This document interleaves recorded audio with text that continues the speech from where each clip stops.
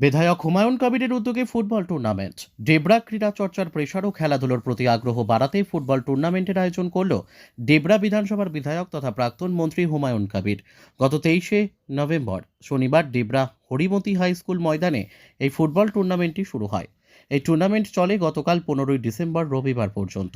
প্রতি শনিবার এবং রবিবার বিকেলে এই খেলা দেখতে পান ক্রীড়াপ্রেমী দর্শকরা। পশ্চিম মেদিনীপুর জেলার বিভিন্ন প্রান্তের 16টি ফুটবল দল এই টুর্নামেন্টে অংশ নেয় বলে জানান বিধায়ক হুমায়ুন কবির। গত 23শে নভেম্বর শনিবার ফুটবল টুর্নামেন্টের উদ্বোধন করেন বিধায়ক হুমায়ুন কবির। টুর্নামেন্টের সমাপ্তি দিনে ঝাড়গ্রাম পুলিশ একাদশ বনাম ডেবরা অন্নপূর্ণা এন্টারপ্রাইজ অংশগ্রহণ করে। এদিন ঝাড়গ্রাম পুলিশ একাদশ ডেবরা অন্নপূর্ণা এন্টারপ্রাইজকে ট্রাইবেকারে 4-3 গোলে পরাজিত করে।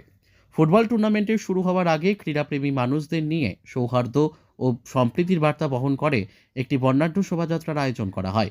গতকাল এই ফুটবল টুর্নামেন্টের ফাইনাল খেলা অনুষ্ঠিত হয়। এদিনের ফুটবল টুর্নামেন্টে উপস্থিত ছিলেন বিধায়ক প্রতিনিধি বিবেকানন্দ মুখার্জি, ডেবরা পঞ্চায়েত সমিতির পূর্ত ও পরিবহন কর্মাধ্যক্ষ সীতেশ ধারা, শিক্ষা কর্মাধ্যক্ষ অশ্বিনী সর্দার, কর্মাধ্যক্ষ সাবির আলী, জগন্নাথ মুলা সহ বিশিষ্টজনেরা।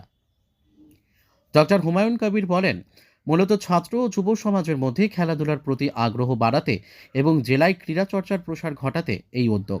বিগত কয়েক বছর ধরে প্রচুর মানুষের স্বতঃস্ফূর্ত সাড়া আমরা পেয়েছি। সন্ধ্যায় এলাকাবাসীদের মনোরঞ্জনের জন্য নামী শিল্পীদের নিয়ে সঙ্গীতের আসর অনুষ্ঠিত হয়। আজকের প্রোগ্রাম কর্মসূচি কি বলবেন? আজকে তো খেলা শেষ হলো। এই এমএলএ কাপ চলতে থাকবে। আমি বললাম আজকে, যেমন আমার বক্তব্য রাখার সময় শুনলেন যে কে এমএলএ আছে, কখন থাকবে, কতদিন থাকবে জানি না, বাট এমএলএ কাপ প্রত্যেক বছর ডেবরাতে হওয়া উচিত। এবং এই যে ফুটবল খেলা নিয়ে যে উন্মাদনা আছে একটা ডেবরার মানুষের মধ্যে, আজকে তার প্রমাণ পাওয়া গেছে। কয়েক হাজার লোক আজকে জড়ো হয়েছে, দুর্দান্ত একটা খেলা হয়েছে, তারা উপভোগ করেছে। এবং আপনারা সবাই দেখলেন যে একটা সাংঘাতিক প্রতিদ্বন্দ্বিতাপূর্ণ খেলার মধ্যে দিয়ে একটা দল জিতেছে, একটা দল হেরেছে। এটাই স্বাভাবিক হবে, এই খেলাটা চলতে থাকবে। এবং আমি আমাদের যে টিম রয়েছে তার কাছে আমি কৃতজ্ঞ, সুন্দরভাবে পরিচালনা করেছে। এবং ভবিষ্যতে আমরা এরকম পরিকল্পনা করে আরও হয়তো ক্রিকেট খেলা বা অন্যান্য গানের প্রোগ্রাম অনুষ্ঠান করব।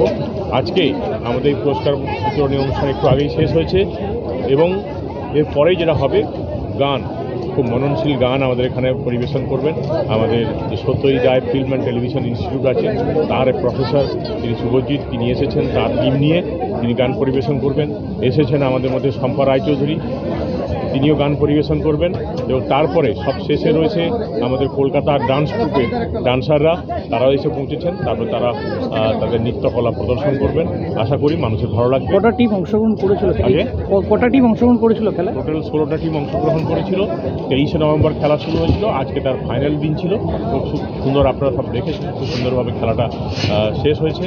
আমাদের এই ঠান্ডার মধ্যেই এত সুন্দর একটা খেলা দেখতে পেরে ডেবরার মানুষ খুব খুশি এবং আমরাও খুব খুশি।